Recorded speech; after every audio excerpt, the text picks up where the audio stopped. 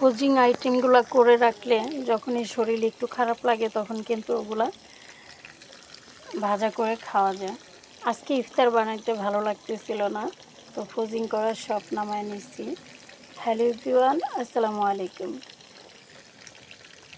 তো কাল একটু হাত কেটে গেছে, তো আজকে আর বুট পেঁয়াজও বানাতে ইচ্ছা করলো না।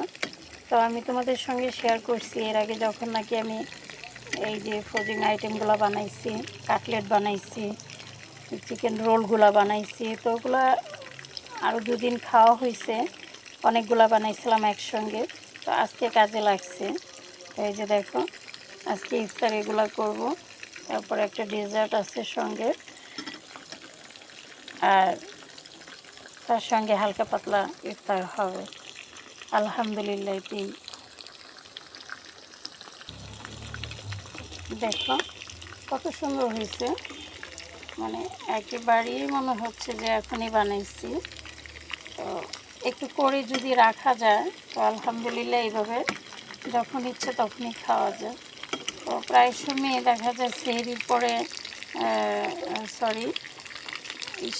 তাহাজ্জুদের তারাবির পরে ইচ্ছে হলো তখন একটু ভাজা করে খাওয়া যায়। তো ফ্রোজিং করে রাখার সুবিধা কিন্তু অনেক আছে, যখনই ক্ষুধা লাগবে তখনই খাওয়া যাবে। তো ফাস্টফুডে গেলে দেখা যায় কি টাকা তো লাগেই, আবার অনেক সময় ইচ্ছে করে না যেতে। তো তখন যদি ঘরে থাকে ফ্রোজিং করাগুলো একটু নামায় রেখে নর্মাল হলে এভাবে ভাজা করে নিলে কত সুন্দর হয়। দেখো কাটলেটগুলো কত সুন্দর, আর রোলগুলোও।